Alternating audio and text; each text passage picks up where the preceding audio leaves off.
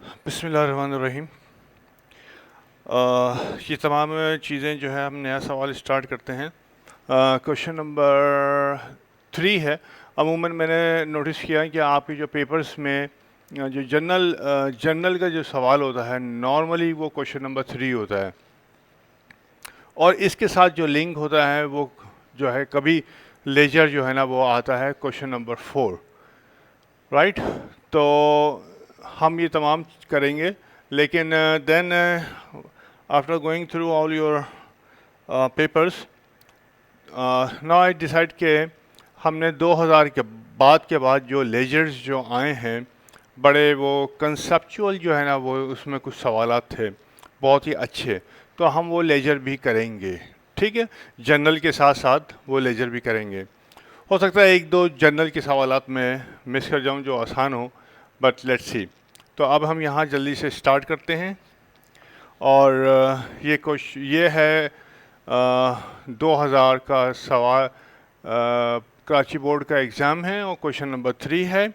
इसमें ये कहता है कि कैश सेल्स, ये कह रहा है कि क्वेश्चन नंबर 3 है, take transactions as detailed in question number 2 of this paper. यानी कि क्वेश्चन नंबर 2 में जो ट्रांजेक्शन हैं, ये जो पेपर है आपका वो लीजिए और उसकी जनरल एंट्रीज बनाइए। तो क्वेश्चन नंबर 3 करने के लिए क्वेश्चन नंबर 2 की ट्रांजेक्शन्स हम देखेंगे, सवाल पढ़ेंगे पहले। तो क्वेश्चन नंबर 2 जो है नॉर्मली कैश बुक का सवाल होता है। On January 1st 2000 fine traders had cash in hand 15,000 and cash in bank 18,000 रुपये। ये जो इंफॉर्मेशन होती है कैश इन हैंड की और कैश इन बैंक की, ये जनरल के लिए इररेलेवेंट इंफॉर्मेशन होती है, तो आपने इस चीज़ को कहीं पे रिकॉर्ड नहीं करना। ठीक है, ये जो इंफॉर्मेशन होती है ये कैश बुक और बैंक बुक के लिए होती है। During January the following transactions were perform. जनवरी का महीना है और फॉलोइंग इंफॉर्मेशन ट्रांजेक्शन्स हुई हैं। लेट्स डू इट, जल्दी जल्दी हम कर लेते हैं। अब कॉन्सेप्ट तो अल्हम्दुलिल्लाह आप लोगों का बन गया है। पहला है सीरियल नंबर नहीं डालना में, उसमें गड़बड़ हो जाती है। फर्स्ट को आप नंबर डाल लिएगा, सीरियल नंबर 1 आप लोगों ने ज़रूर डालना है। कैश सेल्स 12,000 रुपये की, कैश सेल जो हुई थी 12,000 रुपये की, डिपॉजिटेड इनटू बैंक, मतलब कैश सेल जो है वो बैंक के अंदर डिपॉजिट कर दी गई, और जैसे ही कैश सेल बैंक के अंदर अगर सेम डे डिपॉजिट हो जाती है तो बैंक को डेबिट कर दिया जाता है और सेल्स को हम क्रेडिट दे देते हैं। सही है। तो बैंक को हमने डेबिट कर दिया, हाउ मच, 12,000 रुपये से, और सेल्स को हमने क्रेडिट दे दिया 12,000 रुपये से। अब देखें ये जो है कैश सेल है, ये है कैश सेल।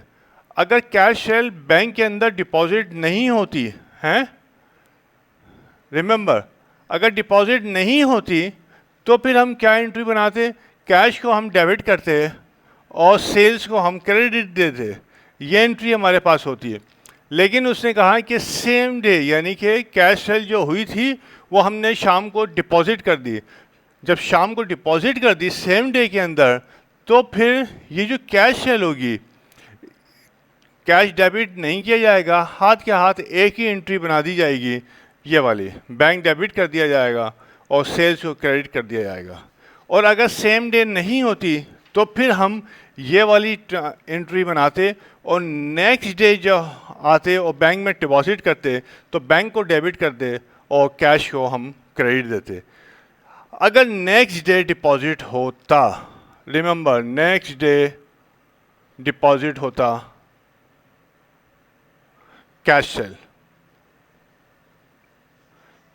ठीक है। और अगर सेम डे, ये सेम डे डिपॉजिट हो रहा है, सेम डे डिपॉजिट हो रहा है।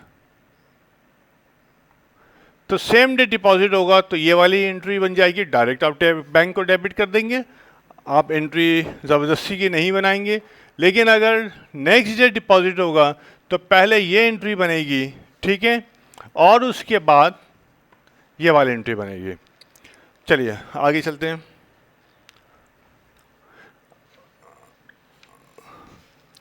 असल में एंट्रीज बनाना मकसद नहीं है, आपको जो है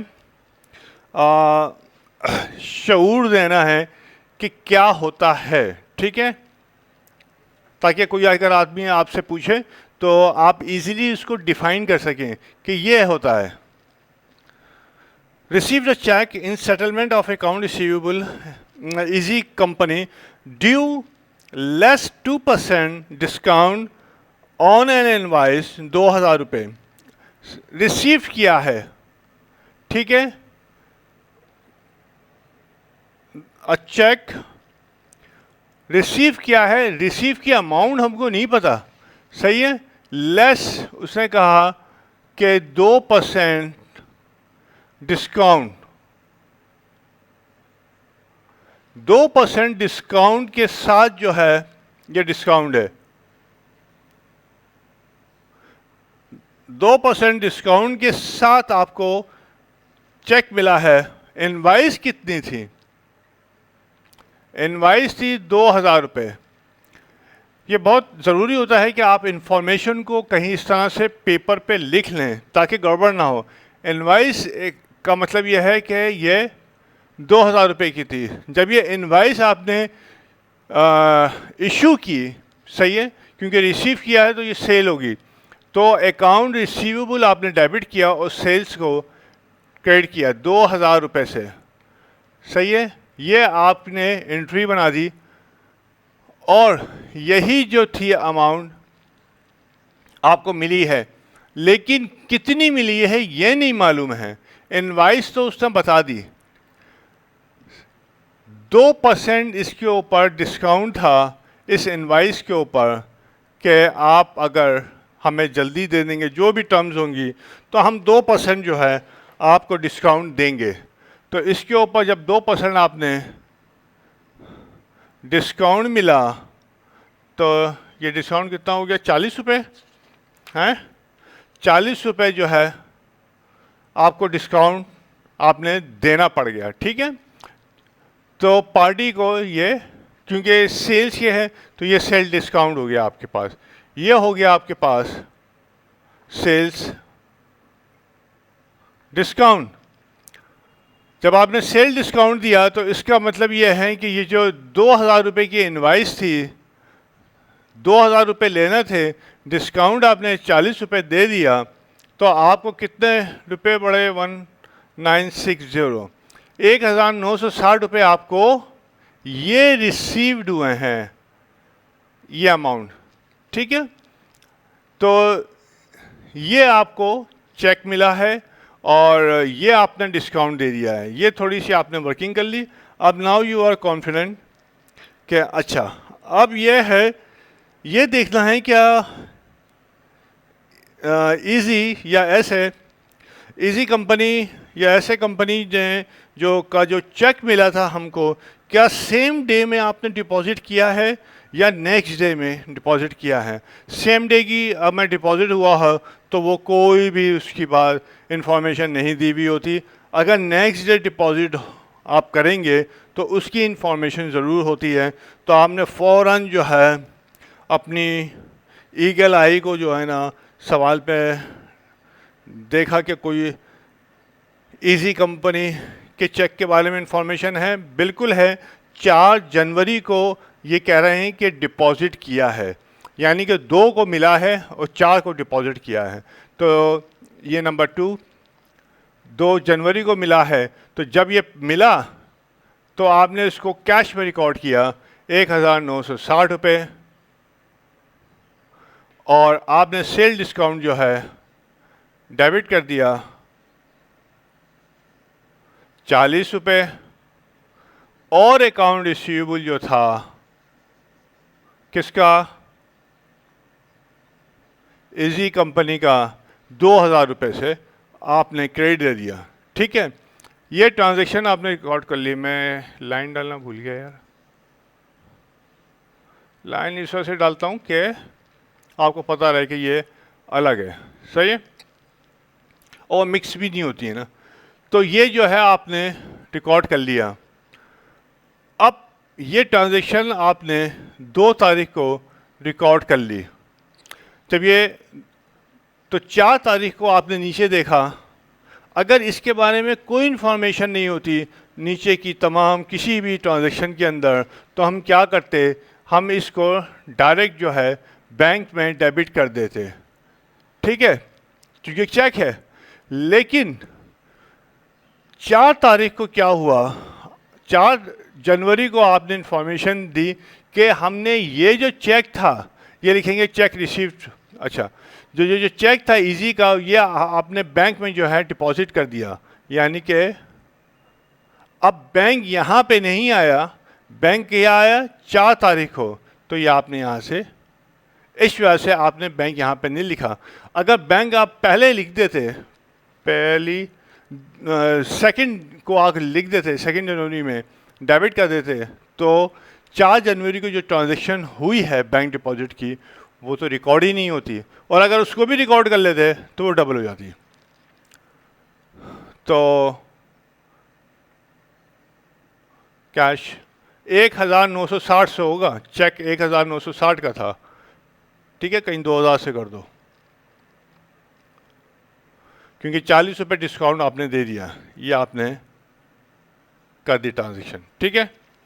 अच्छा जी, उसके बाद जो है issued cheque to right company, कोई कंपनी है right, in payment of its invoice, 3000 रुपये की इनवाइस थी, जो कि राइट कंपनी, आपने कोई ख़रीदारी की थी और राइट कंपनी ने आपको जो है इनवाइस दी थी, तो ये ख़रीदारी के अगेंस्ट ज़ाहिर है आपने पे कर रहे हैं। जब पे कर रहे हैं तो पहले तो हमें देखना है कि ये जो इनवाइस थी, ये एक्चुअली सेल्स की इनवाइस थी या परचेस की इनवाइस थी। चूँकि ये कह रहे हैं कि इश्यूड चेक, जब चेक इश्यू होता है, जब चेक इश्यू होता है तो इसका मतलब है यू आर मेकिंग पेमेंट, ठीक है। और पेमेंट हमेशा जो है आप किसके अगेंस्ट करते हैं, जाहिर है आप परचेजेस के अगेंस्ट पेमेंट करते हैं, ठीक है, सेल्स के अगेंस्ट तो पेमेंट नहीं करते ना आप। तो परचेजेस के अगेंस्ट जो है पेमेंट होती है, राइट। तो परचेजेस, अब एंट्री अगर हम देखें कि परचेजेस को हम डेबिट करते हैं, ऊपर लिख लेते हैं, चलो नीचे लिखते हैं, परचेजेस को हम डेबिट करते हैं, ये हमारी एंट्री होती है। और अकाउंट पेबल, यानी कि जब आपने ख़रीदारी की, कौन था राइट को, तो राइट को से आज जब आपने ख़रीदारी की तो परचेजेस को आपने डेबिट किया और अकाउंट पेबल राइट को का आपने क्रेडिट किया। और इनवाइस कितने की थी, राइट को की 3000 रुपये की इनवाइस थी। ये आपकी ने ट्रांजैक्शन रिकॉर्ड की, ठीक है, आपने ये ट्रांजैक्शन रिकॉर्ड की थी और ये अकाउंट आपके पास ओपन था, यानी कि शो कर रहा था कि पेबल है राइट कंपनी को। इसको आपने चेक इशू किया है, ठीक है, इसको आपने चेक इशू किया है। कितने का चेक इशू किया है, आफ्टर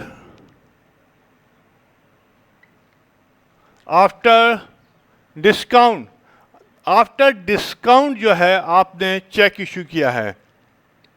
कितने % डिस्काउंट था, 3%, 3% आपने 3% डिस्काउंट था। तो अब पहले तो यह है आप डिस्काउंट की अमाउंट कैलकुलेट करें। डिस्काउंट की अमाउंट किस पे कैलकुलेट होगी, 3000 रुपये के ऊपर। तो 3000 मल्टीप्लाई बाय 3%, तो ये कितना हो गया, 90 रुपये। अच्छा जी, जब ये 90 रुपये हो गया तो इसका मतलब ये है कि आपको डिस्काउंट कितना मिला। डिस्काउंट ये रिसीव्ड है या डिस्काउंट अलाउ है या डिस्काउंट रिसीव्ड है। जब परचेजिस के ऊपर डिस्काउंट मिलता है तो वो ऑलवेज होता है डिस्काउंट रिसीव्ड। ठीक है, ये डिस्काउंट आपको मिला है। तो जब ये डिस्काउंट आपको मिल गया तो अब पे कितना करना है। तो पे ज़ाहिर है 3000 में से 90 रुपये आप माइनस करके आप पेमेंट करेंगे। कितना होगा 2910 रुपये। 2910 रुपये आप पेमेंट करेंगे। ठीक है, 2910 रुपये आपको पेमेंट करनी है। ओके, अब क्या हुआ जनाब, बस निकल आया, ये आपकी चेक की अमाउंट आ गया, ये डिस्काउंट आपको रिसीव हो गया। डिस्काउंट रिसीव होता है तो ये क्रेडिट साइड पे लिखा जाएगा। ठीक है, ये आपने चेक इशू किया, ये क्रेडिट साइड पे होगा। और अकाउंट पेबल जब कम होता है, account payable is your liability, liability is decreasing, when liability decreases it is recorded on debit side. तो ये है जनाब 5 तारीख को अकाउंट पेबल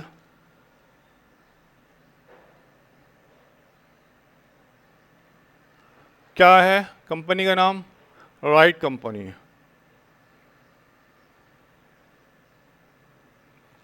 कितना डेबिट कर दिया, जाहिर है पूरा का पूरा, पूरा का पूरा आपने ये डेबिट कर दिया, ख़त्म कर दिया।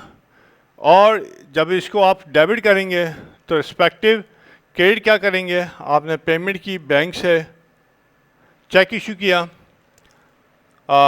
2910 रुपये का, और डिस्काउंट क्या होता है ये डिस्काउंट, इसको हम क्या लिखते हैं यार, मैं भूल गया, परचेज डिस्काउंट, जहन से निकल गया एकदम। पर वो सेल डिस्काउंट था, ये परचेज डिस्काउंट। हम डिस्काउंट रिसीव भी लिख सकते हैं, परचेज डिस्काउंट। ठीक है, कितना 90 रुपये।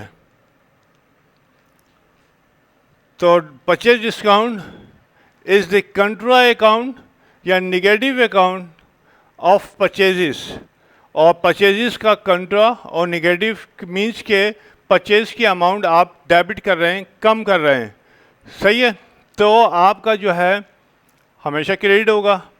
परचेज की वैल्यू जब कम होगी किसी भी अकाउंट से तो वो क्रेडिट अकाउंट ही होगा, जिसकी वजह से परचेज की डेबिट जो है अकाउंट वो आप कम करेंगे।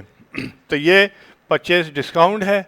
और बैंक आपने पे किया, bank is our asset, asset is decreasing, when asset decreases it is recorded on debit side. Liability is decreasing, liability when liability decreases it is recorded on debit side. Purchase discount is contra expense account. कंट्रा जैसे revenue account होता है, कंट्रा asset account होता है, तो ये कंट्रा expense account है विच reduces the expense, यानी कि एक्सपेंस अकाउंट जो कि एक्सपेंस अकाउंट का जो वैल्यू होती है उसको डिक्रीज़ कर देता है। तो ये आपने क्रेडिट दे दिया। ओके, उसके बाद 6 है 666 बैंक 7 जनवरी को जनाब बैंक ने क्या किया, bank on firm behalf paid an interest bearing note.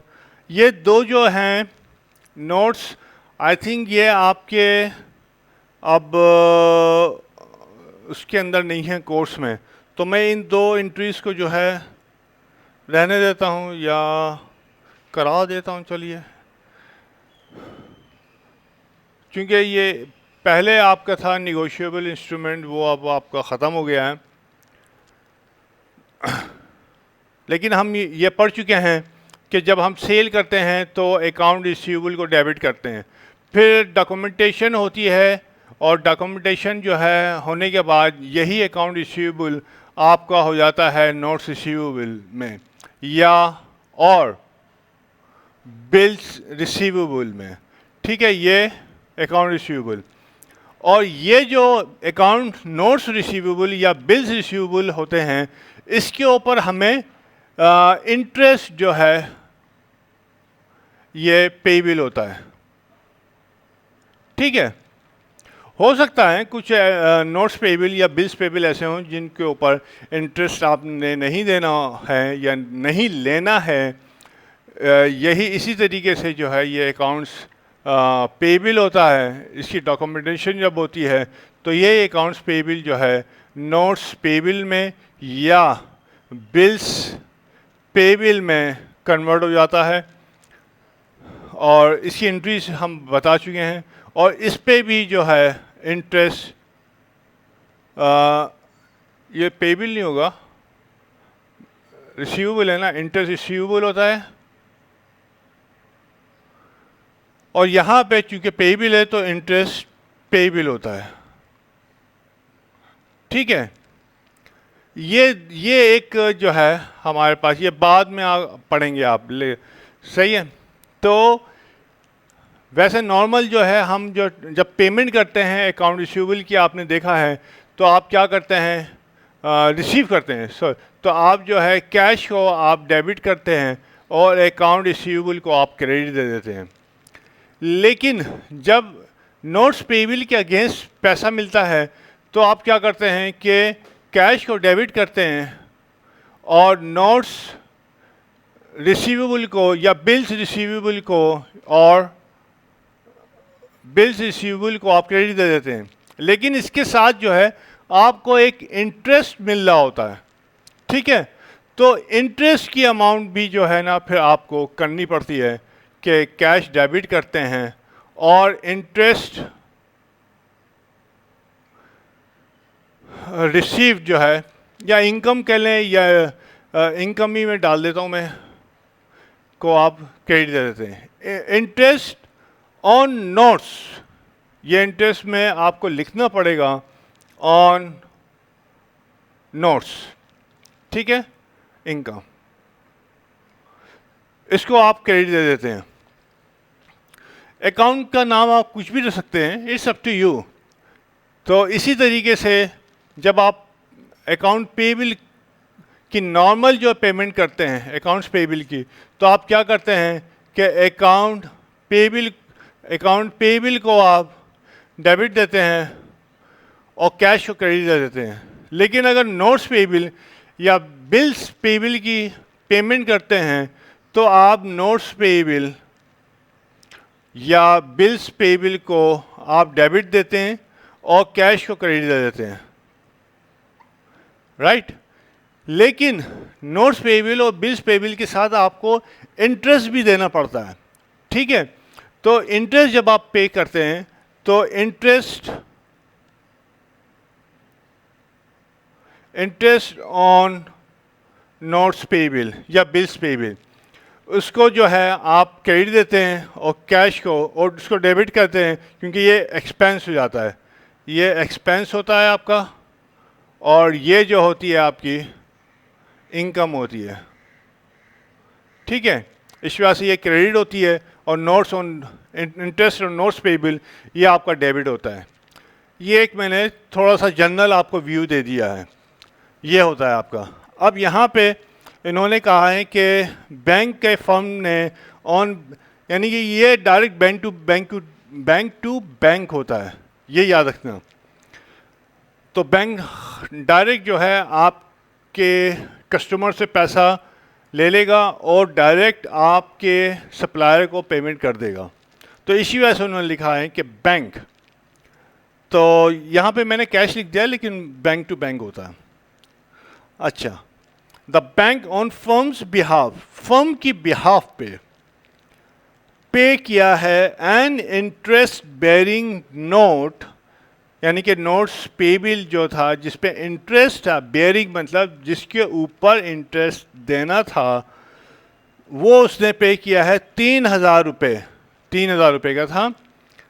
और उसके ऊपर इंटरेस्ट कितना था, 180 रुपये। सही है। तो इंटरेस्ट मैंने यहाँ समझा दी आपको। यहाँ पे मैं, क्योंकि ये आपके सिलेबस में नहीं है, इस वजह से मैंने उसको थोड़ा सा जो है ना हाथ, थोड़ा नहीं बहुत हल्का रखा हुआ है हाथ। अच्छा जी, अब पे बिल है तो आपके क्या होगा, नोट्स पे बिल, नोट्स पे बिल, पार्टी का नाम नहीं दिया हुआ है। ओके, नोट्स पे बिल आपने डैश मार के छोड़ दिया। कितना है, 3,000 रुपये है, पेमेंट हो रही है। ठीक है जी। और आपने बैंक को क्रेडिट दे दिया डायरेक्ट, कंपाउंड एंट्री नहीं बनाऊंगा मैं, डायरेक्ट बैंक को आपने क्रेडिट दे दिया 3,000 रुपये से। अब क्या हुआ, इसके ऊपर 180 रुपये भी बैंक ने पे किए हैं। ठीक है, तो सेकंड एंट्री आप बनाएंगे इंटरेस्ट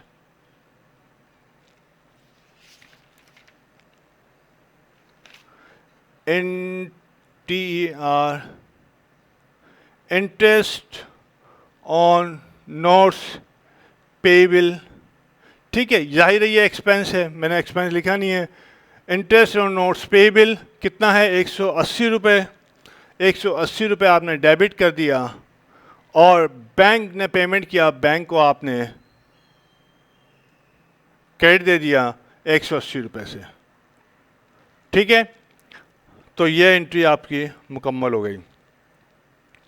कंपाउंड एंट्री क्या होती कि नोट्स पेबल को आप डेबिट देते, इंटरेस्ट ऑन नोट्स पेबल को डेबिट देते और बैंक को डायरेक्ट 3,180 से क्रेडिट दे देते।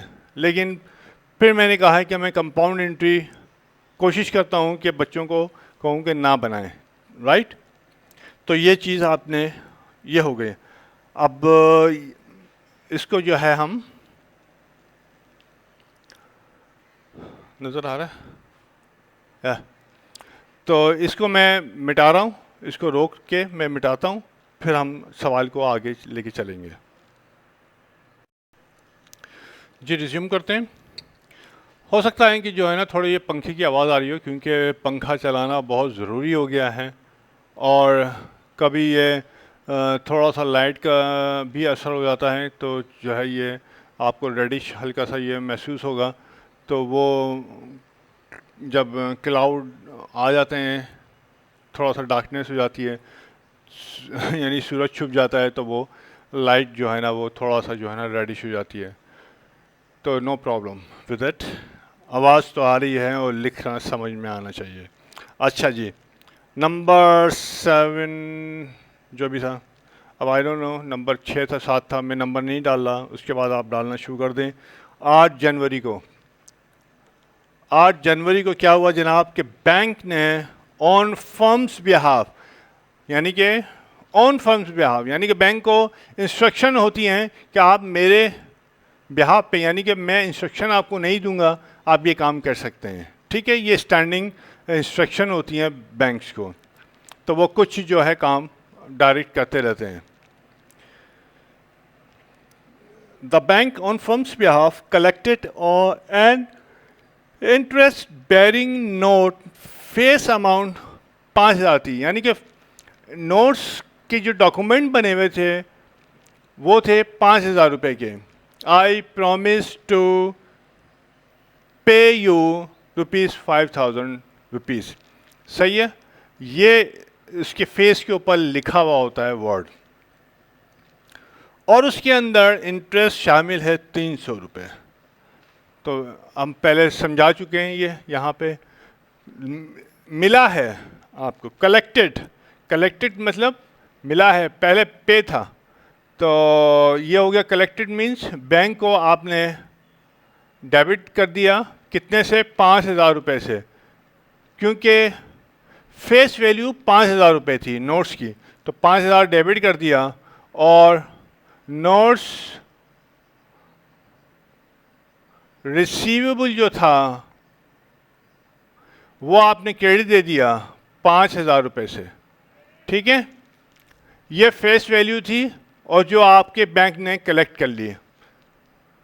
अब क्या हुआ, 300 रुपये मज़ीद इस नोट्स के ऊपर आपको मिले, इंटरेस्ट था, तो बैंक ने मज़ीद आपको डेबिट दे दिया 300 रुपये और आपको इतला दी कि भाई 300 रुपये मुझे इसके ऊपर इंटरेस्ट मिला है, इंटरेस्ट ऑन नोट्स रिसीवेबल, ठीक है।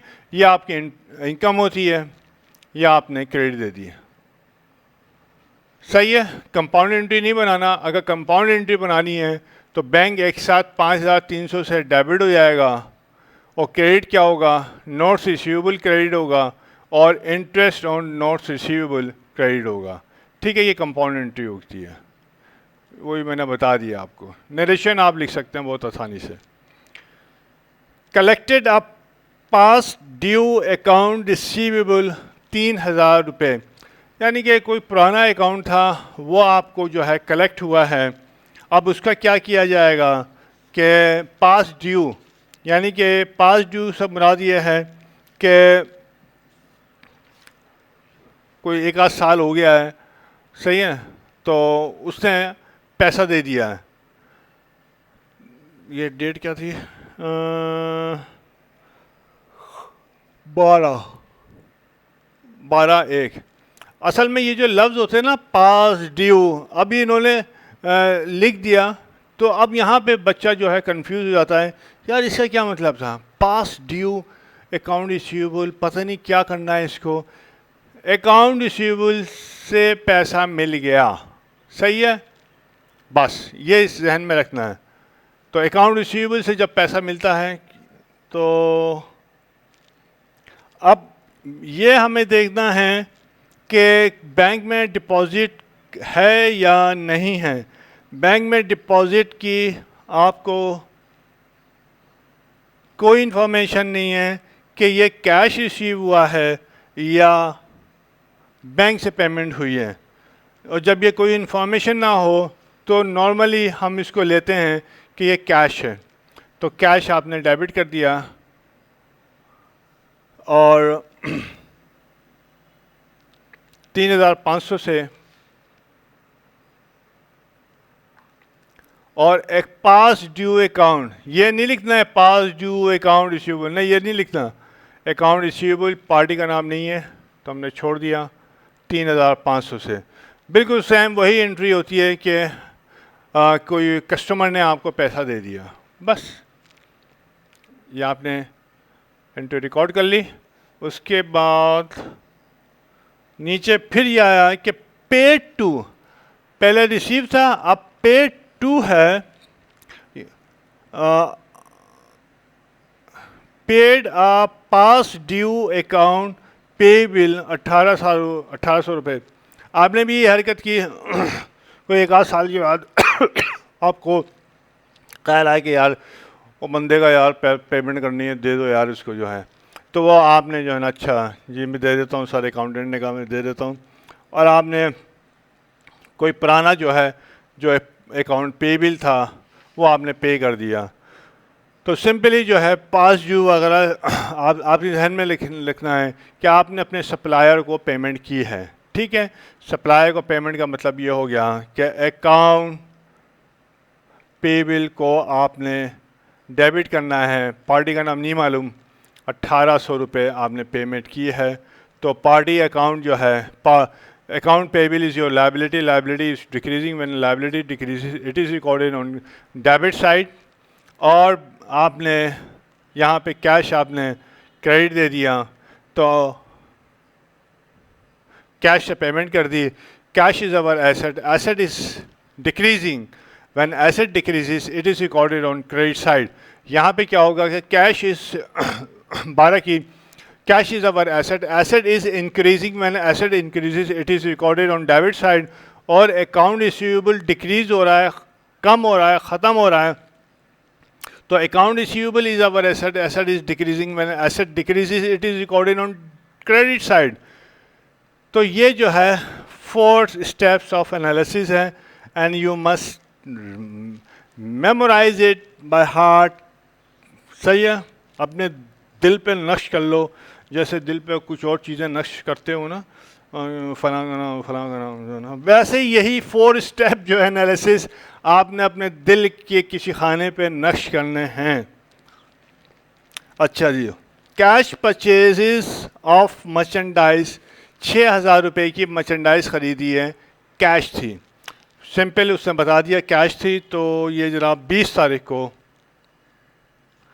20/1 को परचेजेस, जब आप मर्चेंडाइज ख़रीदते हैं तो परचेजेस को डेबिट करते हैं, ठीक है, क्योंकि मर्चेंडाइज से जब ख़रीदते हैं तो इट बिकम योर एक्सपेंस। जाहिर है इस मर्चेंडाइज को आपने ख़रीदा है, फिर आप सेल करेंगे, ठीक है, तो एक्सपेंस, तो परचेज आपका एक्सपेंस होता है। और हैं 6,000 रुपये की purchases is our expense, and expense is increasing. When expense increases it is recorded on debit side, और कैश आपने पे किया है, कैश इज डिक्रीजिंग क्योंकि पेमेंट हो रही है। Cash is our asset, asset is decreasing, when asset decreases it is recorded on credit side, आपने credit दे दिया, ठीक है। ये मैंने सब्सक्राइब लिख दिया है, वैसे तो यहाँ तक तुम लोग आओगे ही नहीं इंशाल्लाह जो है ना कभी पढ़ने के लिए, लेकिन सब्सक्राइब लिख दिया मैंने, शायद कर दो। अच्छा जी, अब 25 तारीख को क्या हुआ कि बारोड लिया, उधार लिया, बारो मतलब उधार लिया, 12,000 रुपये फ्रॉम सिटी बैंक से, 12,000 रुपये आपने उधार लिया और उसको इशू कर दिया 10% 60 डे नोट पेएबल।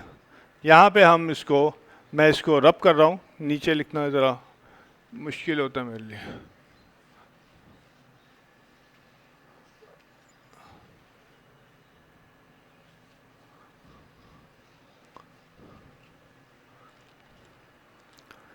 तो रिमेंबर, आप बैंक से लोन ले रहे हैं, ठीक है, बैंक से आप लोन ले रहे हैं, और जब बैंक से लोन लिया जाता है तो बैंक आपको अकाउंट में कैश डाल देता है, सही है। और एक होती है ओडी, ओवर ड्रॉन फैसिलिटी। इस ओवरड्रॉन फैसिलिटी जब बैंक आपको देता है तो इसमें आपके अकाउंट में पैसा नहीं डाला जाता है, ये याद रखिएगा, इसके बारे में बाद में बात करेंगे।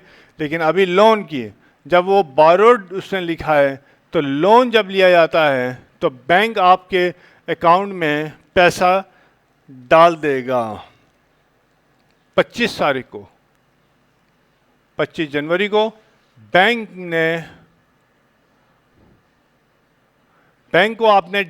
को डेबिट करना पड़ेगा, ठीक है, क्योंकि बैंक हमेशा आपको कैश नहीं देगा, अकाउंट में डालेगा 12,000 रुपये। अब ये क्या है, बैंक इंक्रीज हो रहा है, किससे इंक्रीज हो रहा है, बैंक इंक्रीज हो रहा है आपको जो है कैश, यानी कि बैंक ने कैश दिया है ना, कैश ही दिया है आपको, और कैश दे के आपके बैंक अकाउंट को डेबिट कर दिया, यानी कि कैश एट बैंक आपका इंक्रीज हो रहा है। और कैश एट बैंक आपका क्या है, is your asset, asset is increasing, when asset increases it is recorded on debit side, ठीक है। और क्या है ये है लोन। लोन क्या होता है, लायबिलिटी होती है आपकी, ठीक है, बैंक ने लोन दिया है, लोन इज योर लायबिलिटी, तो बैंक लोन आपने क्रेडिट किया। यानी कि bank loan is your liability, liability is increasing, when liability increases it is recorded on credit side. आपने बैंक लोन को आपने क्रेडिट दे दिया 12,000 रुपये से, और यहाँ पे नरेशन लिख दिया कि रिसीव्ड बैंक लोन। आप यहाँ पे और इंफॉर्मेशन आप दे सकते हैं।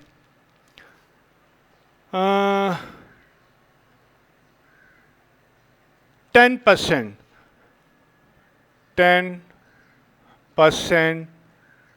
60 डे,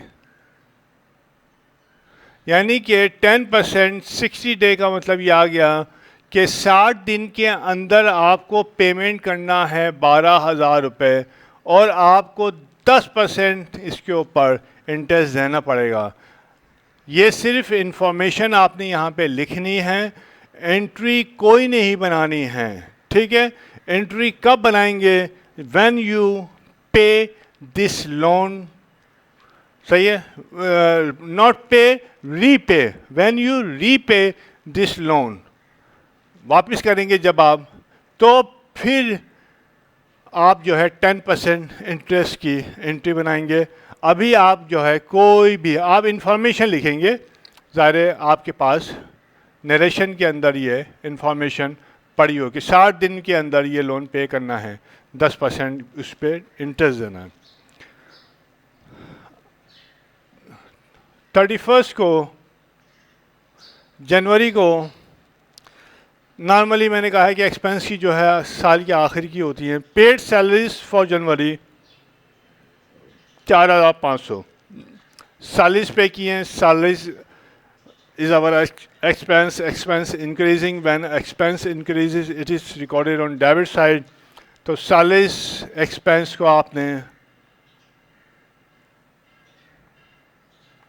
आपने डेबिट दे दिया, कितने से भाई? 4,500 से, और ये नहीं लिखा है कि कैश है। अगर स्पेसिफिकली थ्रू बैंक या इशू चेक ना लिखे तो आपने कैश ही कंसीडर करना है। कैश 4,500 पेड सैलरीज फॉर जनवरी, ये नरेशन हो गई आपकी। उसके बाद 31 को एक और ट्रांजैक्शन आई। 31 को transaction I, paid rent on the office building, यानी कि ऑफिस बिल्डिंग का जो है ना आपने रेंट पे किया है 2,500 रुपये। एंड ऑन रेजिडेंशियल बिल्डिंग, पहले हम ऑफिस बिल्डिंग का रेंट देखते हैं कि ऑफिस, यानी कि ऑफिस का जो है आपने रेंट पे किया है, तो ऑफिस का रेंट से मुराद ये है कि ये ऑफिस एक्सपेंस है। ऑफिस एक्सपेंस को रिकॉर्ड करना है, तो आपने रेंट एक्सपेंस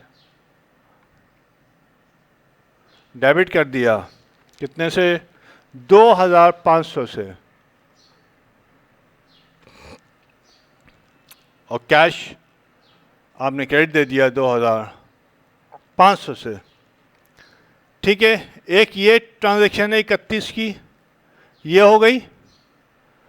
दूसरी ट्रांजैक्शन ये कह रहा है एंड और on the residential building. Residential building से मुराद ये है कि जो ओनर है, owner who was the owner, I don't know क्या नाम था, ताहिर है, फाइन ट्रेडर, फाइन ट्रेडर के जो ओनर थे उनकी रहाइश का भी हमने रेंट पे किया है। तो इसका मतलब यह है कि ओनर का पर्सनल जो भी एक्सपेंस आप पे करेंगे, चाहे रेंट हो, चाहे बच्चे की फ़ीस हो, चाहे घर का कोई दूसरा खर्चा हो, तो वो हमेशा हमेशा जो है ड्राइंग जो है तस्वुर की जाती है, रिमेंबर। तो ड्राइंग को आपने डेबिट करना है, कितना भाई? 1,500 रुपये, और कैश को आपने क्रेडिट देना है 1,500 रुपये से। ड्राइंग को डेबिट आपने क्यों किया है, यह बहुत तफसील से जो है मैं पिछले लेक्चर्स में नंबर 1 सेकंड चैप्टर के जो लेक्चर बनाए थे उसमें मैंने बताया है कि ड्राइंग जो है is an कंट्रा account of capital. सही है, कंट्रा कैपिटल अकाउंट है ये, यानी कि it reduces the amount of investment. Capital means investment by the owner, it reduces the amount of investor या ओनर्स इन्वेस्टमेंट। तो ये कंट्रा है। हमें यहाँ पे कैपिटल, जिस तरीके से सेल्स का जो कंट्रा है वो सेल डिस्काउंट है, सेल्स रिटर्न है, हम सेल्स को डेबिट नहीं करते बल्कि एक नया अकाउंट हम खोलते हैं, sales return and sales discount वगैरह। जैसे कि परचेज़ है, परचेज़ डिस्काउंट, परचेज़ रिटर्न होती है, तो उसको हम डायरेक्ट परचेज़ को क्रेडिट नहीं देते बल्कि एक कंट्रा अकाउंट खोल लेते हैं परचेज़ डिस्काउंट और परचेज़ रिटर्न के लिए। इसी तरीके से कैपिटल जो है, ओनर अगर कोई कैपिटल अपने इस्तेमाल के लिए कोई चीज़ें निकालता है तो हम कैपिटल को उसी वक्त डेबिट नहीं करते हैं बल्कि एक कंट्रा अकाउंट खोल लेते हैं ड्राइंग के नाम से और उसमें डालते रहते हैं। साल के आखिर में कैपिटल को एक पूरी अमाउंट से हम लेस कर देते हैं बैलेंस शीट के अंदर, और आपको पता है ये, ठीक है। तो ये आपने drawing is your contra capital account, सही है। It reduces decreases the amount of capital, और when amount of capital is decreases it is recorded on debit side. ये है 4 स्टेप एनालिसिस ड्राइंग का। तो यहाँ पे हमने जो है इसको चैप्टर नंबर, ये नहीं, क्वेश्चन नंबर हमने 3 2000 का हमने कर लिया। अब अगर हम दूसरा करते हैं तो आई डोंट नो, मैं इसको रोक के देखता हूँ, अगर कम एंट्रीज़ हैं तो इसी में रिकॉर्ड कर लेते हैं। नहीं, हम इसको यहाँ पे क्लोज करते हैं। 2001 का जो सवाल है उसके अंदर ट्रांजैक्शन तो बहुत थोड़ी है, लेकिन फिर लेजर भी बनाना है और फिर हमको ट्रायल बैलेंस भी बनाना है। पहले मैंने डिसाइड किया था कि मैं लेजर वगैरह नहीं बनाऊंगा, लेकिन लेटर जब मैं बाद में जो है मैंने सवालात को जो है मैंने देखा तो बहुत अच्छे सवालात जो है ना लेजर की फॉर्म में जो है ना वो दिए गए हैं। तो लेजर का कॉन्सेप्ट जो है ना मैं ज़रूर यहाँ पे दोबारा जो है ना बना दूंगा, ठीक है। तो इस सवाल को हम यहाँ पे क्लोज़ करते हैं इंशाल्लाह। अंटिल देन, अल्लाह हाफिज़, अस्सलाम वालेकुम।